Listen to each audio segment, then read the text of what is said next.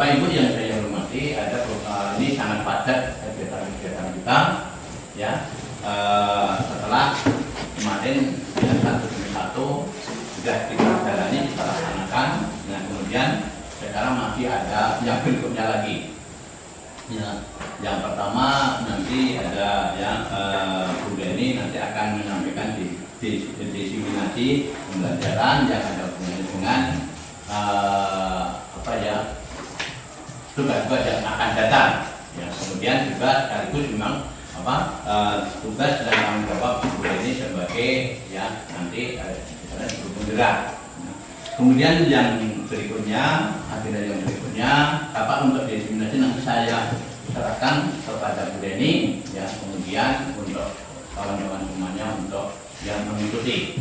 Kemudian yang berikutnya untuk rapat kelulusan, nanti saya percayakan kepada Bu Dini dan kawan-kawan, Anda mungkin sebagai urusan kurikulum, maka nanti silakan itu dipimpin dengan saya berpesan, ya, untuk kelulusan ini saya serahkan kepada Bapak Ibu, khususnya kepada Bapak Ibu guru yang mengajar yang ngajar kelas 9 dan waktu itu ngajar kelas 7, 8 dan pada wali kelas 9. Ya, saya serahkan kepada Bapak Ibu sekalian, ya. Kemudian nanti Assalamualaikum warahmatullahi wabarakatuh. Yang terhormat Kepala SMP Negeri 3 Batang dan yang terhormat rekan-rekan guru dan staf SMP Negeri 3 Batang. Terima kasih atas kesempatannya hari ini, atas waktunya bersedia hadir di sini untuk memberikan saya kesempatan di sini untuk melaksanakan aksi nyata yaitu diseminasi budaya positif. Sebelumnya izinkan saya menyampaikan dua buah pantun, Pak. Pagi-pagi tadi minum air hangat. Tidak lupa menyantap pisang goreng. Saya coba, ya, pisang coklat. Nah, assalamualaikum rekan guru hebat. Pagi menjelang siang ini kita harus tetap semangat. Ada lagi, satu lagi. Dari Sukadana membawa besi. Singgah sekejap membeli bakso. Izinkan saya sampaikan presentasi, walaupun isinya hanya intermezzo. Oke, di sini terima kasih kesempatannya. Kesempatan kali ini saya akan menyampaikan tentang diseminasi budaya positif dengan tema menyebarkan pemahaman dan pengalaman penerapan budaya positif. Nah, ini rangkaian kegiatan dari pendidikan guru penggerak angkatan 10. Jadi di sini saya sudah menyelesaikan satu modul. Di dalam satu modul ini terdiri dari 4 submodul. Kemarin dari modul 1.1 tentang refleksi filosofi pendidikan Ki Hajar Dewantara. Untuk modul 1.2 kemarin ada nilai dan peran guru penggerak. Kemudian modul 1.3 itu tentang visi guru penggerak, dan alhamdulillah kemarin itu juga ada datang pada pendampingan individu dan melibatkan beberapa rekan kerja kemarin. Kemudian ini subbab modul yang terakhir, submodul yang terakhir yaitu 1.4 tentang budaya positif. Nah, untuk membahas tentang budaya positif di sini ada konsep inti yang akan kita bahas. Nah, konsep utama tentang budaya positif yang akan kita bahas pertama di sini perubahan paradigma belajar. Yang kedua, disiplin positif. Yang ketiga, ada kebutuhan dasar manusia. Kemudian motivasi perilaku manusia. Restitusi 5 posisi kontrol. Keyakinan kelas dan segitiga restitusi. Sebelum saya lanjutkan, di sini bukan berarti saya yang lebih tahu atau saya yang paling banyak ilmunya, dan bukan bermaksud di sini untuk menggurui. Mungkin kawan-kawan di sini banyak yang sudah tidak asing lagi dengan istilah budaya positif. Mungkin dari guru BK kita, ya kan, ya begini juga pernah mendapatkan materi ini, dan kawan-kawan yang lainnya mungkin melalui kegiatan kegiatan-kegiatan lainnya itu sudah tidak asing lagi dengan kata budaya positif. Tetapi di sini saya ingin kita berdiskusi lah, sharing, dan saya menyebarkan pemahaman dan pengalaman apa yang sudah saya pelajari di modul 1 pada kegiatan pendidikan guru penggerak ini, terutama pada submodul yang terakhir 1.4 tentang budaya positif di sini. Nah, pembelajaran dengan paradigma baru di sini. Jadi, pembelajaran dengan paradigma baru itu dirancang berdasarkan prinsip pembelajaran yang berdiferensiasi, sehingga setiap peserta didik belajar sesuai dengan kebutuhan dari tahap perkembangannya untuk mewujudkan profil pelajar Pancasila. Jadi mungkin selama ini kita jarang melihat perbedaan yang dimiliki oleh murid. Berdiferensiasi di sini karena setiap murid itu unik, setiap murid itu mempunyai potensi masing-masing sesuai dengan minat dan bakatnya. Nah, disinilah paradigma pembelajaran itu dirancang berdasarkan prinsip pembelajaran yang berdiferensiasi dengan memperhatikan melihat perbedaan-perbedaan tadi. Bisa saja siswa tadi yang mungkin kurang di akademisnya, ternyata dia mampu di non akademis, atau dalam pembelajaran dia mampu menerima pembelajaran dengan cara kinestetik, dia terlalu banyak gerak, kan mungkin berarti dia arahnya lebih ke kegiatan-kegiatan yang mengakomodir kinestetiknya. Nah, bisa jadi dia tidak betah kalau kita menggunakan pembelajaran dengan audio atau visual terus. Biasanya itu yang bikin mereka gelisah, ya kan? Nah, kemudian tujuannya apa? Untuk mewujudkan profil pelajar Pancasila. Seperti yang kita ketahui, Bapak Ibu masih ingat 6 dimensi profil pelajar Pancasila? Yang pertama apa? Iya. Nah, dia beriman bertakwa kepada Tuhan yang Maha Esa. Yang kedua, dia beriman dan bertakwa kepada Tuhan yang Maha Esa dan berakhlak mulia. Yang kedua, ya berpikir kritis.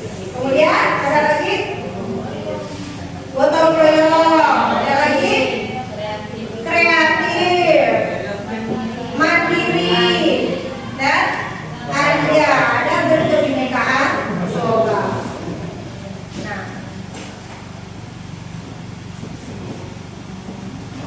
Nah, di sini coba kita ini dulu, Bapak Ibu genggam tangannya, seolah-olah di dalam genggaman itu Bapak Ibu menyimpan sesuatu yang sangat berharga di dalam genggaman itu.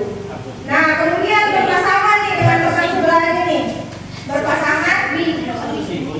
Nah, lakukan berbagai upaya dari teman sebelahnya untuk membuka genggaman itu. Saya dulu juga detik bergantian.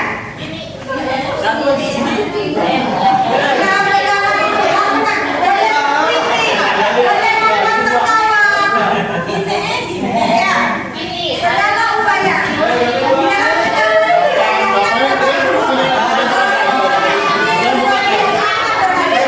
Gampang.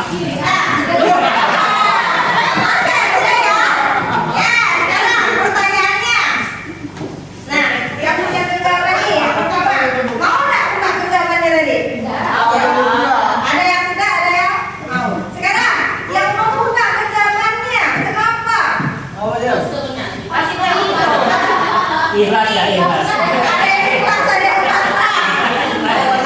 Sekarang ini siapa yang mengontrol? Siapa yang pegang kontrol genggaman itu dibuka atau tidak? Kita sendiri. Mau kita buka maupun tidak. Bahkan karena ada pengaruh dari luar, geliti tadi katanya. Apa Pak Kafir ya, bukan Pak Haji. Pada akhirnya Pak Haji itu dibuka. Nah, siapa yang kontrol diri Pak Haji untuk buka tangannya? Jadi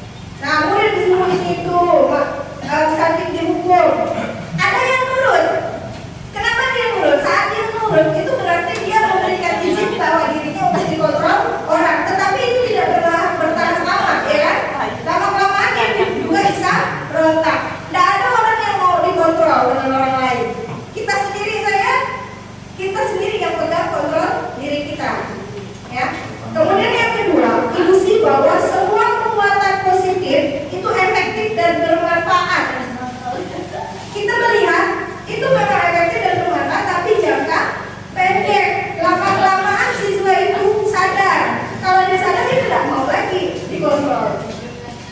Nah, kemudian ilusi bahwa kritik dan membuat orang merasa bersalah dapat menguatkan karakter. Ya kan? Nah, kita itu kalau dikritik kesal ya kan? Nah, jadi itu hanya ilusi saja. Kalau mengkritik dan membuat orang merasa bersalah, menguatkan karakter itu hanya ilusi. Di sini terdapat diskonsepsi. Nah, kemudian ilusi bahwa orang dewasa memiliki hak untuk memaksa. Mau nggak anak kita dipaksa? Gitu ya. Karena dia berontak tetap mau dengan keinginan dia, ya kan? Nah, mengubah paradigma dari stimulus respon ke pendekatan teori kontrol. Jadi stimulus respon ini kalau kita kasih stimulus, anak bereaksi, ada responnya ya kan?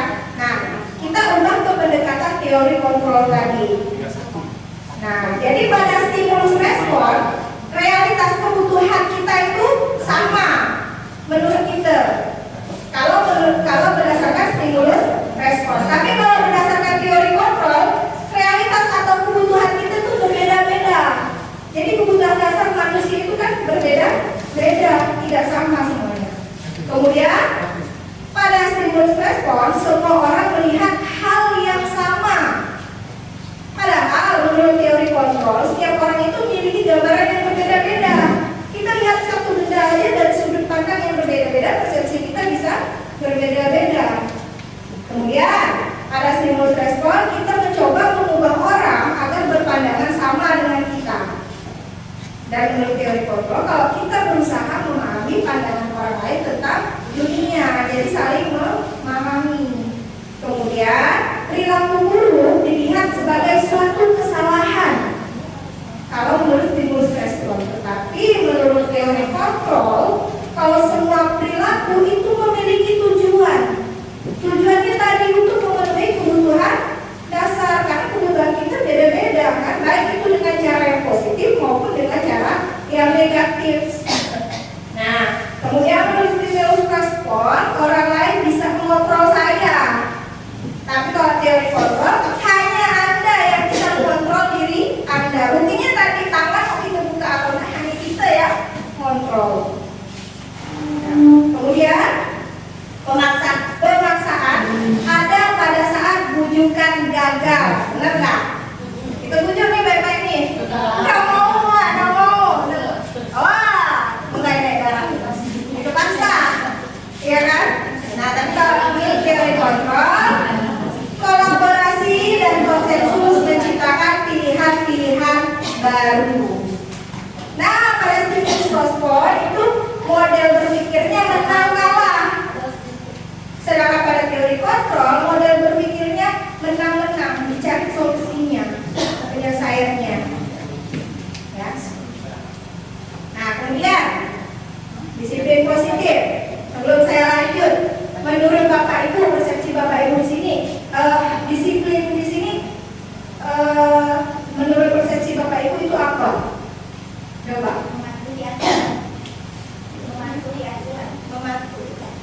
Oh, jauh begini dong. Menurut saya disiplin artinya mematuhi aturan. Ada pendapat lain tentang disiplin?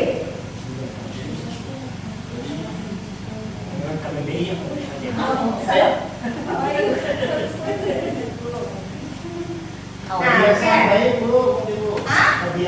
Kebiasaan baik. Oke, di sini kata disiplin itu beridentik dengan mematuhi aturan, ya kan? Kemudian ada kebiasaan baik. Nah, jadi disiplin itu berasal dari kata disiplina yang artinya belajar. Dalam budaya kita, makna kata disiplin ini dimaknai menjadi sesuatu yang dilakukan seseorang pada orang lain untuk mendapatkan kepatuhan. Nah, kata disiplin juga sering dihubungkan dengan hukuman, benar nggak Bapak Ibu? Ya, sering dihubungkan dengan hukuman, sering. Ya, nah,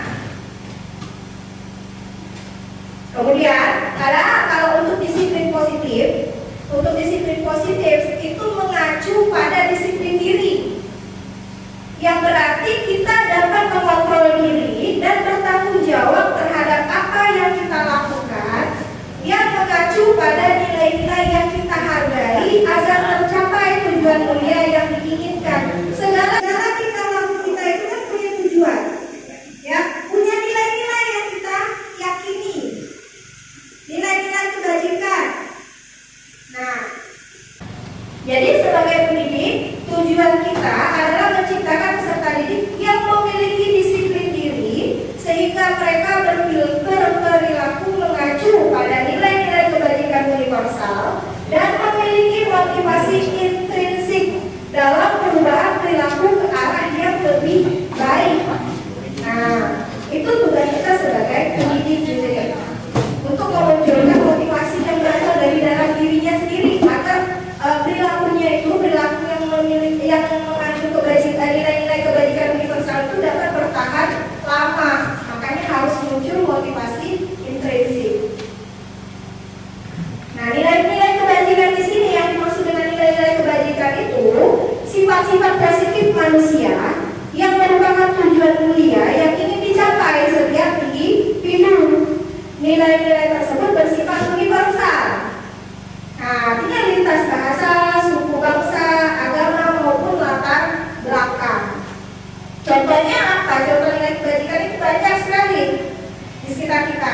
Nah, contoh nilai kebajikan yang sering diterapkan di dalam institusi atau organisasi, pertama, nih seringkali kita dengar profil pelajar Pancasila. Tadi dari beriman bertolong pada Tuhan Yang Maha Esa, berakhlak mulia, gotong royong, mandiri, berkebinekaan global, kreatif dan bernalar kritis. Ada lagi ya? Contoh keterampilan hidup, nilai-nilai kebajikan tentang keterampilan hidup. Kata lain, dapat dipercaya, lurus hati, pendengar yang aktif, tidak merendahkan orang lain, memberikan yang terbaik dari diri. Atau ada lagi contoh, ada sifat esensial virtue. Oh, betul tidak? Nah, jadi ada empati, suara hati, kontrol diri, rasa hormat, kebajikan, toleransi, dan keadilan. Nah, ini semua kan nilai-nilai kebajikan. Di luar dari ini masih banyak lagi ya Bapak Ibu yang kita yakini, ya, kedisiplinan, ke ini sopan santun, itu kan juga nilai-nilai kebajikan, kebersihan, kesehatan. Hanya ini kan contoh yang saya berikan di sini adalah contoh.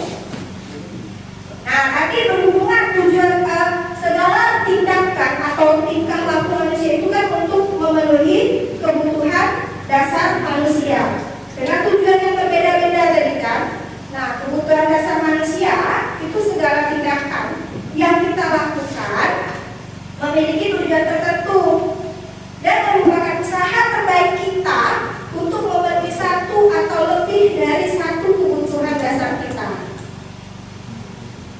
Nah, semua orang akan berusaha memenuhi kebutuhannya. Bila tidak bisa dengan cara yang positif, maka dengan melanggar atau melakukan hal-hal yang tidak sesuai dengan nilai-nilai kebajikan. Tujuannya tadi memenuhi kebutuhan dasar. Kebutuhan dasarnya apa saja? Ada yang pertama, bertahan hidup.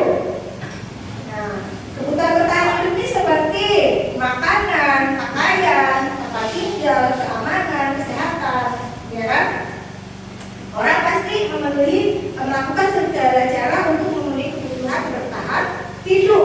Tadi dengan kita bekerja tujuannya untuk apa? Nah, mendapatkan penghasilan untuk bertahan hidup, beli makanan, bangun rumah, ya kan? Nah, kalau tidak bisa dengan cara-cara dengan nilai-nilai yang hal-hal yang positif tadi, ada yang memenuhinya dengan cara yang negatif. Nah, kebutuhan dasar kedua ada kasih sayang dan rasa diterima. Sering kita menemukan di sini siswa-siswa yang cari perhatian, ya kan? Nah, bisa saja kebutuhan dasarnya akan kasih sayang, ternyata di luar belum terpenuhi, maka dia di sini mencari sama gurunya atau sama sesama temannya. Nah, rasa diterima, diberikan, berbagi, salah satunya berbagai, kerjasama, koneksi sosial, menjadi bagian dalam kelompok, itu bagian dari kebutuhan dasar akan kasih sayang dan rasa diterima. Kemudian ada penguasaan. Nah, contohnya harga diri, menjadi kompeten, menjadi terampil, didengarkan, diakui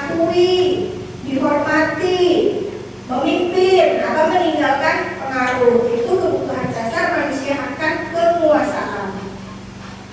Kemudian yang keempat itu kebebasan, mandiri, memiliki pilihan, suka mencoba hal baru dan menarik, perlu banyak bergerak. Nah, bisa saja kadang kita menemukan murid di dalam kelas kita itu tak pada diam, ya kan?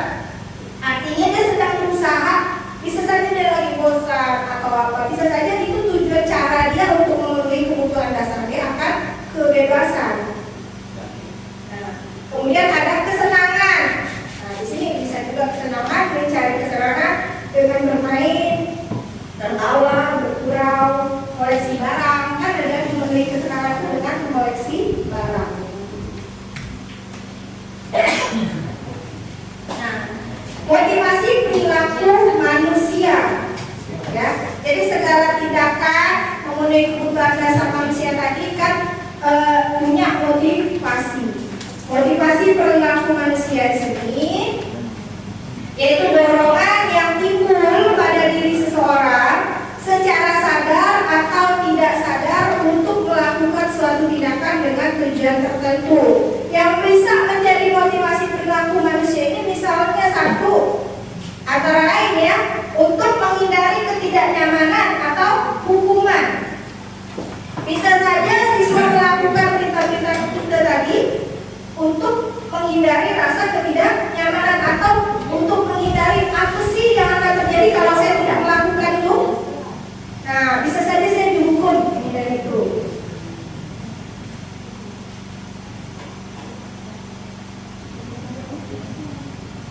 Kemudian yang kedua, untuk mendapatkan imbalan atau penghargaan dari orang lain. Nah, misal siswa, oh saya kerjakan ini, bisa jawab nih, nanti saya kalau bisa jawab ini saya bakalan dapat hadiah, dapat penghargaan. Nah, tapi bisa saja kalau itu tidak terjadi, misalnya dia tidak berhasil, lama-lama dia menjadi malas, atau oh ternyata gurunya tidak ngasih lagi nih. Nah, turun kualitasnya, ya kan? Atau bisa juga menyebabkan dia ketergantungan dengan gurunya, ya. Karena tadi ada imbalan atau penghargaan tadi menyebabkan dia ketergantungan.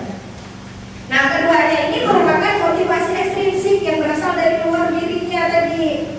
Nah, motivasi ini tidak bertahan lama biasanya.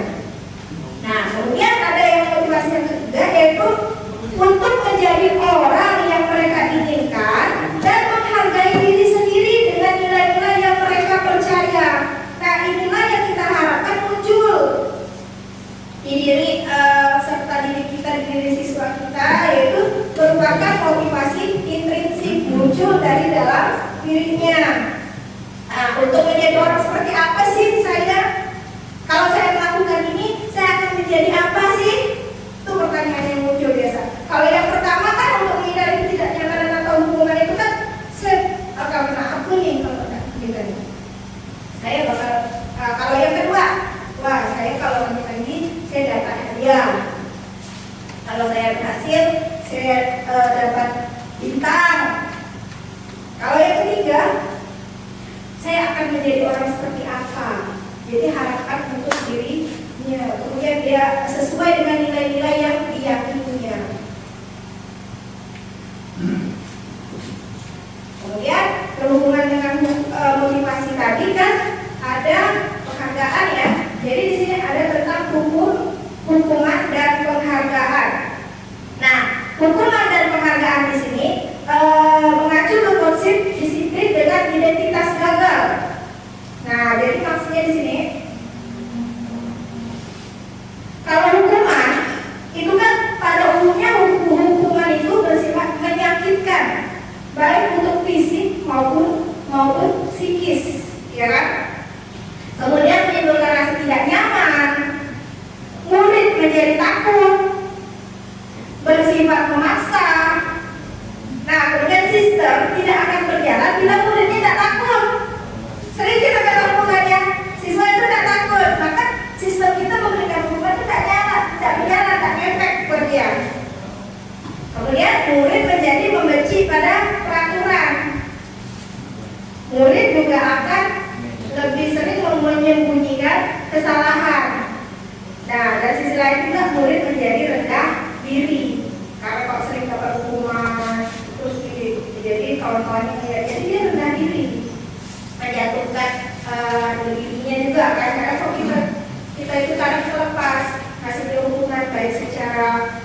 psikis maupun secara mental fisik. Nah, kemudian ada penghargaan. Ternyata penghargaan ini bentuk lain dari hukuman. Kenapa? Karena penghargaan ini pertama tidak efektif untuk jangka panjang, seperti saya sebutkan tadi. Lama-kelamaan siswa itu kalau tidak ada lagi penghargaan dia malas, turun dia motivasinya. Kemudian merusak hubungan. Nah, jadi istilahnya menimbulkan rasa iri. Wah dia ya terus dapat aja. Dia ya terus dipuji. Ini kan yang lainnya. Nah, jadi di situ bisa merusak hubungan. Akibatnya dia sesama dia pun jadi antara teman juga menjadi ya. Jadi di situ maksud kita kalau kita nih kita puji-puji lah yang bagus nih. Tapi kita tidak memikirkan sisi yang lainnya. Nah, begitu maka penghargaan tadi bisa merusak hubungan. Kemudian menurunkan kualitas. Menurunkan kualitas mengakibatkan kreativitas. Jadi kalau yang tidak kita kasih tahu nih mau dapat penghargaan apa, biasanya dia terus-menerus mengupgrade dirinya, dia terus-menerus meningkatkan potensi diri.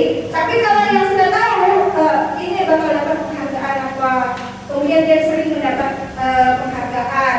Nah, biasanya kreativitasnya itu atau kinerjanya itu akan berhenti di situ, karena dia tahu sebatas ini saja saya udah dapat nih, sebatas ini saja saya udah dapat penghargaan nih, saya sudah berhasil nih.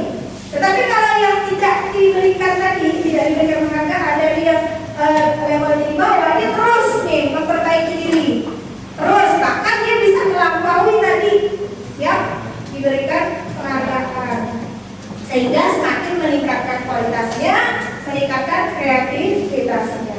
Kemudian mendukung dengan sistem ranking.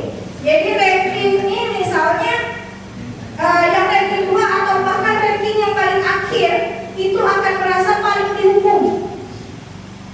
Nah, paling dihukum dia. Kenapa? Karena dia tidak dapat ranking ini, atau di awalnya ranking 1 terus turun. Pasti kawan-kawan yang lain membicarakannya, kan satu sisi. Jadi dia merasa dulu pulang ke rumah, ditambah balik ke rumah kena omel dengan orang tuanya. Nah, itu sudah suatu hukuman buat dia, karena dia merasa gagal. Nah, kemudian merampas hak menghargai dirinya. Misal di sini anak nih belajar baca. Dari yang baru bisa bacanya jauh, dia bisa baca 1-2 kata. Senang dia. Datang kita, ini udah bisa baca nih, berikan es krim. Wah, jadi dia berpikir, wah aku bakal dapat es krim ini kalau bisa baca. Padahal sebelumnya tuh dia udah senang, dia udah menghargai dirinya, dia udah menemukan pencapaian dari dalam dirinya. Nah, datang kita justru merusak cara dia menghargai dirinya tadi. Nah.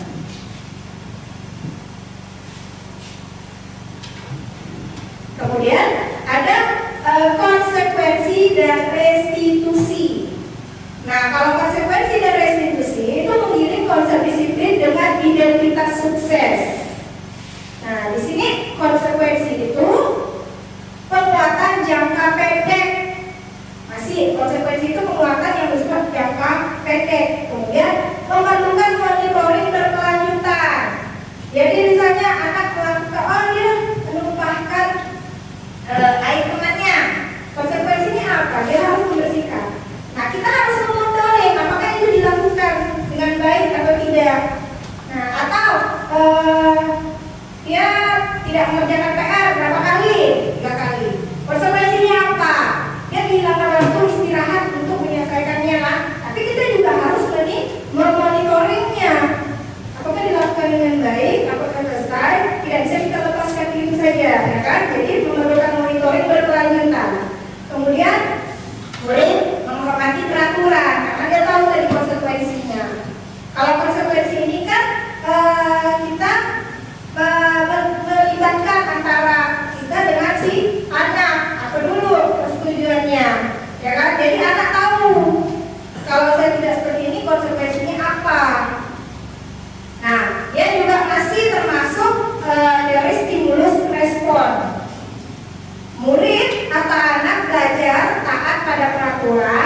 dan mencoba mengontrol anak dengan perbuatan positif. Nah, ada yang paling baik di antara ketiganya ini dan yang mengiring ke identitas sukses. Konsekuensi sering kita lakukan. Lebih baik kita daripada kita sekedar memberikan hukuman. Tetapi di sini ada yang lebih baik lagi untuk kita lakukan, yaitu dengan restitusi. Nah, pada restitusi itu menguatkan untuk murid atau anak dalam jangka panjang. Jadi dia bisa menekan sampai ke nantinya, sampai di dewasa pun masih menekan dari dalam jangka panjang. Kemudian murid bertanggung jawab untuk perilakunya, ya. Dia bertanggung jawab atas perilakunya. Apa yang sudah dilakukan, dia bertanggung jawab. Dia tahu apa yang harus dilakukan. Kemudian fokus pada pemecahan masalah jangka panjang. Untuk kedepannya, apa yang harus dilakukan? Apa yang harus saya lakukan untuk menjadi lebih baik? Nah, kemudian murid atau anak menghormati dirinya dan orang lain. Jadi bersifat dua arah di sini kan? Dan dia merupakan teori kontrol. Di sini kita menyadari bahwa anak itulah dirinya sendirilah yang bisa mengontrol dirinya. Kemudian mendorong terbentuknya terjadinya disiplin positif.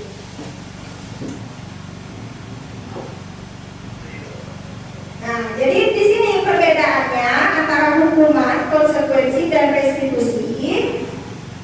Hukuman tadi kan tidak terencana, tiba-tiba biasanya kan pergi upacara nih, lupa kopi, lupa dasi, pukul depan, ya, baris kali depan, push up. Itu pernah ada direncanakan nggak sebelumnya hukuman? Secara otodidak waktu terjadi saat itu kita memberi hukuman, ya kan? Nah, kemudian murid atau anak tidak tahu apa yang akan terjadi atau tidak dilibatkan. Minggu ini kita hukum push up, bisa saja minggu depannya lain lagi hukumannya. Dia tidak tahu apa yang akan terjadi, ya kan? Nah, kemudian bersifat satu arah dari kita yang ngasih. Nah, hukumannya bisa saja berupa hukuman fisik atau psikis. Biasanya kita tidak pakai hukuman seluruh, tapi kita tuh ngomong dengan dia tuh asal, misalnya kan, sambil mohon maaf ya, sambil kata pinggang. Saya juga ini posisi ini juga dulunya. Tapi sekarang kita sama-sama belajar, iya, pelan-pelan perubahan itu tidak bisa cepat, tidak bisa. Nah, perlu proses. Kemudian kalau konsekuensi itu kan rencana, sudah disepakati. Kita biasa masuk kelas, ingin kesepakatan kelas, ya kan? Atau di awal semester kita sudah sampaikan ke siswa, kalau di pelajaran minggu ini nanti kalau ada tugas-tugas kalian tidak mengerjakan sekian, nanti konsekuensinya ini kita sepakatkan. Nah, jadi kalau konsekuensi itu sudah terencana atau disepakati bersama. Kemudian murid tetap dibuat tidak nyaman, tapi untuk jangka waktu pendek. Nah, diberikan berdasarkan suatu data yang umumnya dapat diukur. Tadi misal tidak mengerjakan PR berapa kali, sepakatnya kita berapa kali nih, konsekuensinya apa? Nah, atau datang terlambat 10 menit, konsekuensinya berarti kan kehilangan waktu istirahat sebenarnya untuk menyelesaikan tugas-tugas yang belum diselesaikan. Kemudian sikap guru selalu memonitor murid. Nah, kalau pada restitusi, proses menciptakan kondisi bagi murid untuk memperbaiki kesalahan mereka. Dia berpikir sendiri nih, saya salah di sini, gimana cara saya memperbaiki, apa yang harus saya lakukan. Jadi di sini juga terjadi proses kolaborasi yang mengajarkan murid untuk mencari solusi untuk masalahnya. Nah, kemudian membantu murid berpikir tentang orang seperti apa yang mereka inginkan ke depannya. Apa saya mau tetap seperti ini? Oh, ternyata tidak baik saya ke depannya saya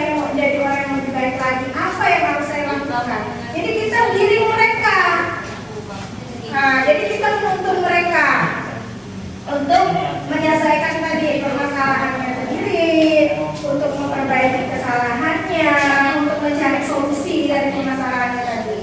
Nah, dan bagaimana mereka harus memperlakukan orang lain. Nah, nih, hukuman atau konsekuensi. Yang pertama,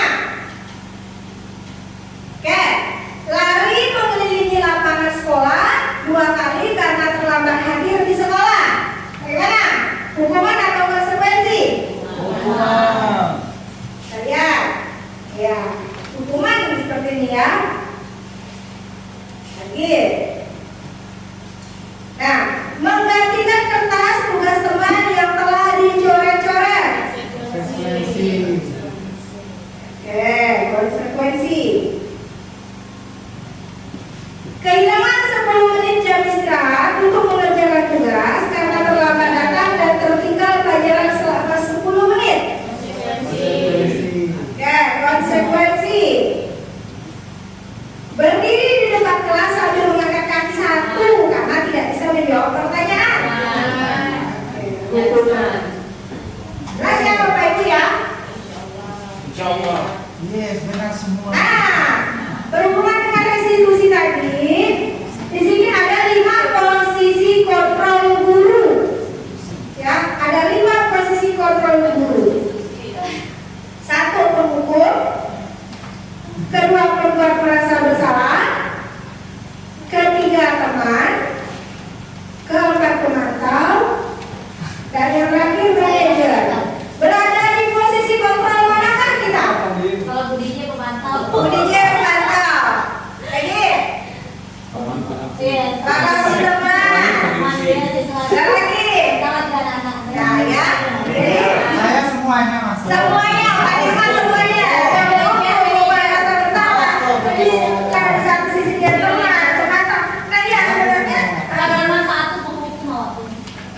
yang dominan, menurut budinya dominan. Bagaimana penghukum? Oke. Membelai kau tampak. Jadi biasanya kita mendapatkan posisi kontrol ini tergantung kasus ya. Nah, tergantung kasus juga. Kadang kita menempatkan posisi kita sebagai penghukum, kadang kita menempatkan sebagai pembuat karena bersalah, kadang kita juga mendekati mereka dengan cara sebagai teman, kadang kita juga memantau peraturan-peraturan yang sudah ditata tertib yang dibuat di sekolah dipatuhi tidak, dimantau ya kan. Nah, dan posisi sebenarnya yang paling ideal untuk kita lakukan itu adalah posisi manajer. Penghukum ini biasanya nada suara tinggi, bahasa tubuh, mata melotot, dan jari menunjuk-nunjuk menghardik. Kemudian kalau membuat merasa bersalah, biasanya ada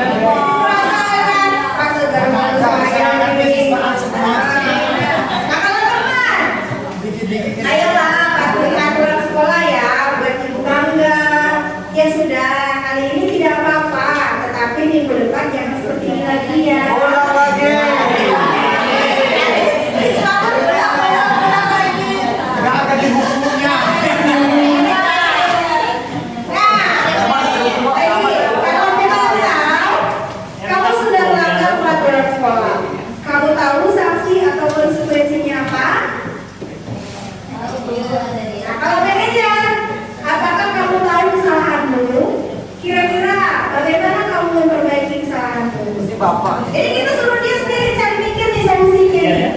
Nah, peduli nilai-nilai kebajikan yang diyakini apa sih yang seharusnya dilakukan ya?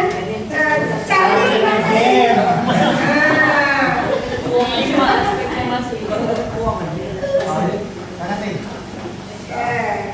Nah, posisi kontrol apakah aku? Saya kecewa sekali dengan kamu. Membuat rasa bersalah. Kamu perbuatan mas. Membuat kakak merasa bersalah. Ya, Itu masuk. kamu tidak pernah benar melakukannya.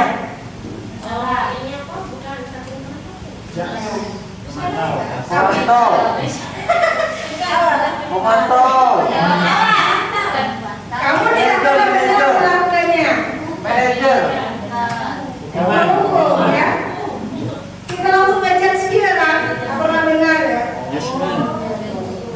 Kan tadi hukuman bisa berupa fisik maupun psikis.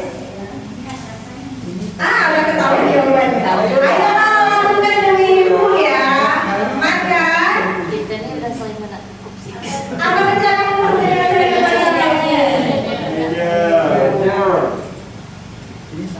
kamu tidak akan mendapatkan nilai jika tidak menyelesaikan tugas ini ya.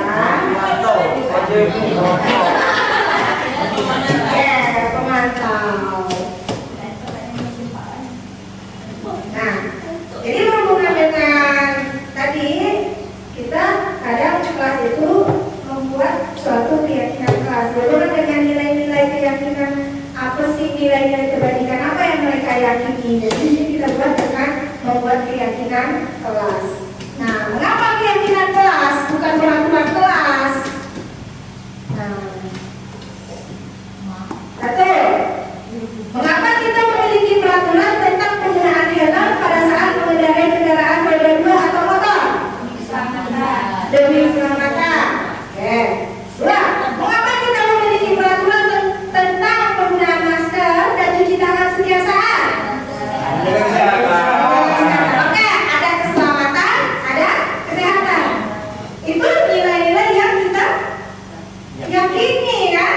Kalau kita pakai helm, kita untuk nilai-nilai yang kita yakini adalah keselamatan. Kita cuci tangan pakai masker, nilai-nilai kebaikan yang kita yakini adalah kesehatan. Karena kita menjaga tadi kan. Nah, jadi itu juga kenapa bukan peraturan kita buat keyakinan apa yang mereka yakini. Jadi pada pembentukan keyakinan sekolah atau keyakinan kelas tadi itu sifatnya abstrak, ya, bersifat abstrak. Satu kata bisa untuk seluruh. Misalnya belajar dengan tertib dan tenang. Dengan tertib dan tenang ini kan dalam artian kita tidak sibuk dengan urusan diri di kelas ya kan, tidak bisa juga tidak gaduh, bisa juga tidak ngobrol-ngobrol, bisa juga tidak menimbulkan perkelahian, ya kan, ingin menciptakan ketenangan. Nah, kemudian dia berupa pernyataan-pernyataan universal. Pernyataannya dibuat dalam bentuk positif, dibuat tidak terlalu banyak agar mudah diingat dan dipahami oleh semua warga kelas. Karena semua kita bikin peraturan banyak belas-belasan, ya kan? Nah, tapi kalau keyakinan kelas ini buatlah 5 atau 6 saja dengan kalimat positif. Nah, jangan terlalu banyak biar mudah diingat. Kemudian sesuai dengan kondisi kelas dan sekolah sehingga mudah diterapkan. Makanya dalam pembuatan keyakinan kelas ini semua warga kelas atau sekolah itu berkontribusi dalam pembuatan keyakinan kelas lewat kegiatan curah pendapat atau diskusi. Jadi disesuaikan dengan kondisi kelas dan sekolah. Kemudian bisa ditinjau kembali dari waktu ke waktu. Misalnya dalam 3 bulan ini ternyata terjadi kejadian yang belum ada nih yang tercakup dalam keyakinan kelas, maka kita tinjau kembali keyakinan kelas yang ada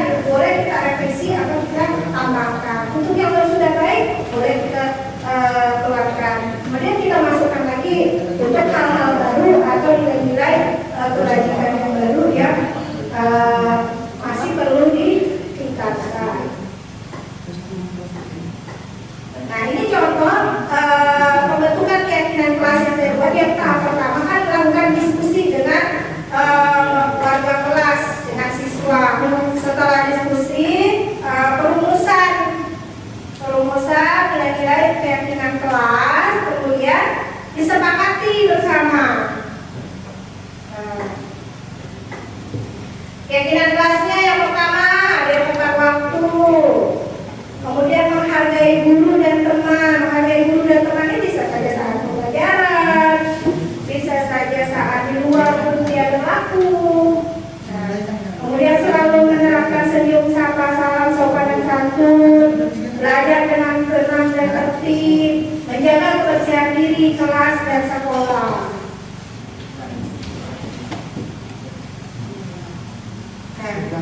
Lanjut, setelah 5 posisi kontrol tadi restitusi, kemudian membuat keyakinan kelas. Nah, di sini ada metode atau tahap-tahap yang dinamakan dengan segitiga restitusi.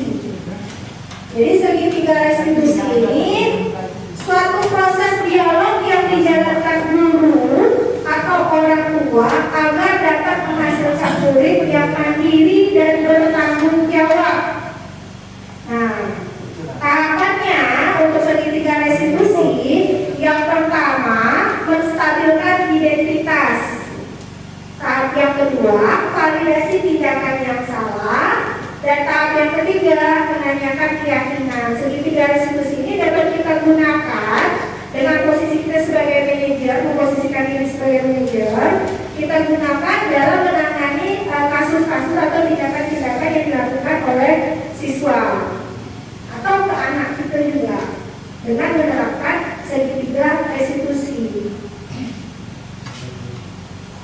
Nah, tahap yang pertama menstabilkan identitas. Di sini kita mengubah identitas anak dari orang yang gagal karena melakukan kesalahan menjadi orang yang sukses.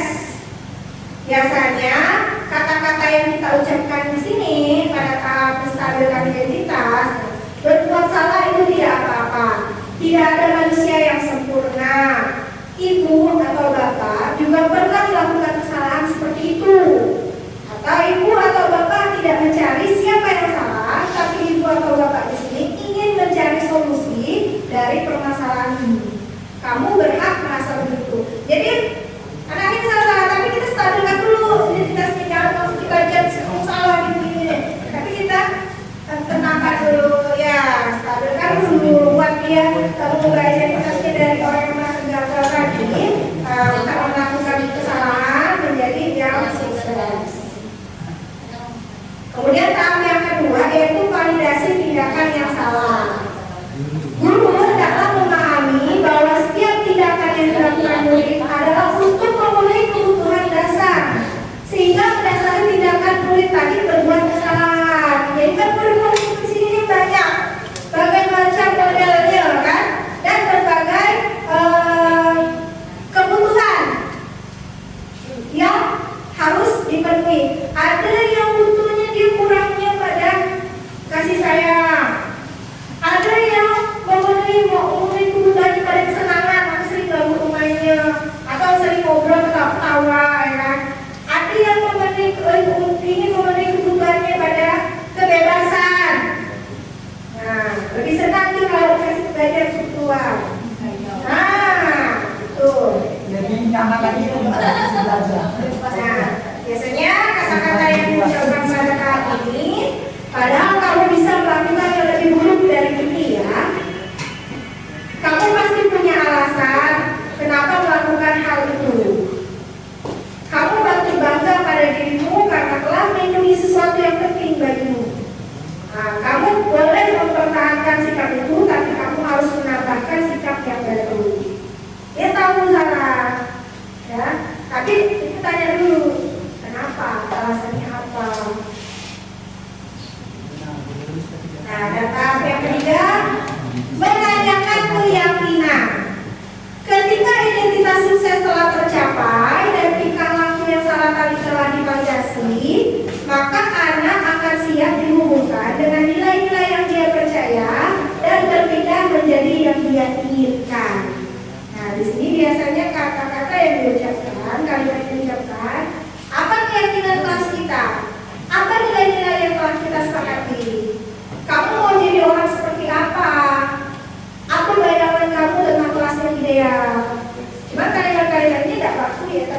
ke kondisi kita biasanya contohnya. Nah ini ada contoh penerapan segitiga restitusi. Ini juga bagian dari tugas kemarin untuk pada demonstrasi kontekstual kami disuruh membuat praktek tentang penerapan segitiga restitusi. Sekali lagi saya ucapkan di sini bukan maksud saya untuk murid, tapi sama-sama saya juga masih belajar. Tapi di sini contoh video yang saya buat juga. Ini juga salah satu tugas kami pada demonstrasi kontekstual.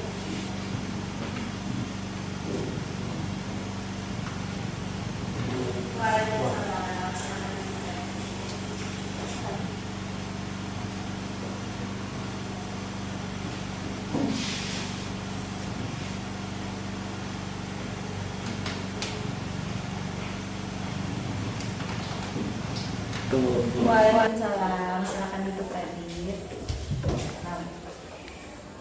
Oke, apa kabar Radit hari ini? Alhamdulillah baik. Pagi ini sehat? Sehat. Alhamdulillah Radit hari ini ada ya di sekolah. Tadi tahu kenapa ibu panggil Radit di sini? Karena boleh sekolah bu. Oh, karena Radit boleh sekolah hari apa? Boleh sekolah Hari Sabtu. hari Sabtu. Nah, ibu tahu semua orang pasti melakukan kesalahan. Nah, ibu juga pasti pernah juga melakukan kesalahan. Tapi di sini ibu tidak mencari siapa yang benar, siapa yang salah. Di sini tujuan kita untuk menyelesaikan permasalahan ini. Nah, menurut Radit, tindakan yang Radit lakukan dengan bolos sekolah itu benar atau tidak? Tidak. Tidak. Nah, kalau menurut Radit tidak, pasti Radit punya alasannya kenapa Radit bolos sekolah. Alasannya kenapa Radit bolos sekolah? Karena diajak teman main PS bu. Oh, diajak teman main PS. Seru ya main PS? Seru, senang. Oke, ibu bangga sama Radit karena Radit mau memenuhi kebutuhan dasar Radit, yaitu pada kesenangan. Ya, dan ibu juga senang kok kalau main game di HP, main game di PS ya. Radit juga senangnya ya. Nah, tapi menurut Radit benar atau salah tindakan itu? Salah bu. Salah. Nah, apakah bermain PS-nya bisa dilakukan di lain waktu? Bisa. Bisa ternyata ya. Nah, kalau menurut Radit itu salah, maka keyakinan kelas yang mana yang tidak sesuai dengan tindakan Radit? Satu. Apa itu? Hadir tepat waktu Hadir tepat waktu di sekolah. dan belajar yang tepat. Nah, untuk kedepannya bersedia nggak Radit untuk menyelesaikan permasalahan ini? Bersedia bu. Dengan cara apa kira-kira yang akan Radit lakukan untuk menyelesaikan masalah ini? Rajin ke sekolah dan belajar yang tekun. Rajin ke sekolah dan belajar dengan tekun. Radit mau menjadi lebih baik lagi ke depannya. Mau Untuk siapa? diri sendiri dan masa depan yang cerah. Oke. Nah, sejak kapan nih mau mulai nih memperbaiki diri nih? Hari ini. Hari ini. Oke. Silakan kembali ke kelas, belajar lebih baik lagi ya. Bu. Oke. Terima kasih bu. Iya. Assalamualaikum warahmatullahi wabarakatuh. Perkenalkan, nama saya Radit Gunawan dari kelas 7A.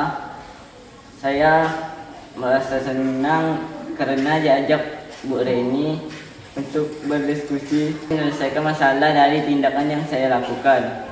Kedepannya saya akan lebih rajin ke sekolah dan belajar dengan giat untuk masa depan saya sendiri. Dengan metode restitusi ini, semoga kedepannya saya dapat menjadi pribadi yang lebih baik. Demikian yang dapat saya sampaikan. Wassalamualaikum warahmatullahi wabarakatuh. Oke, itu tadi kelompoknya ya. Mungkin di sini jadi bersama-sama lah kita melakukan perubahan secara ya perlahan-lahan, tapi memang perubahan itu tidak bisa terjadi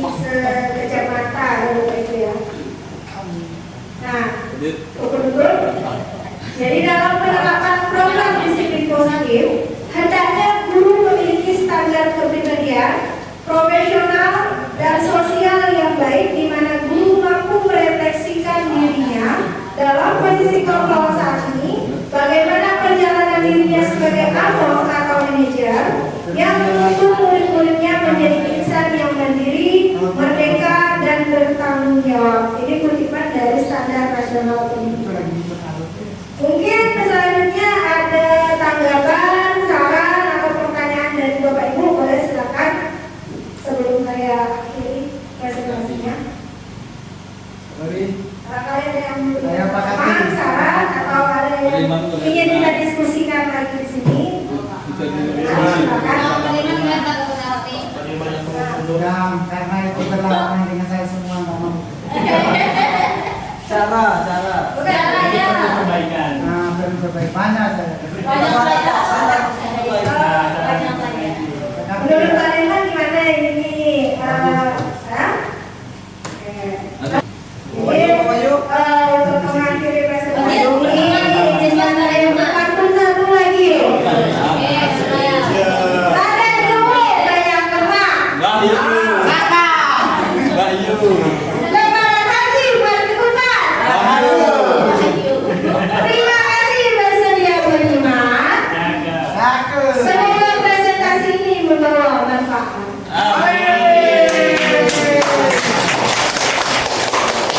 Terima kasih atas waktu dan kesempatannya Bapak Ibu sini. Terima kasih banyak sekali. Dengan berhasilnya presentasi ini saya akhiri juga. Wassalamualaikum warahmatullahi wabarakatuh.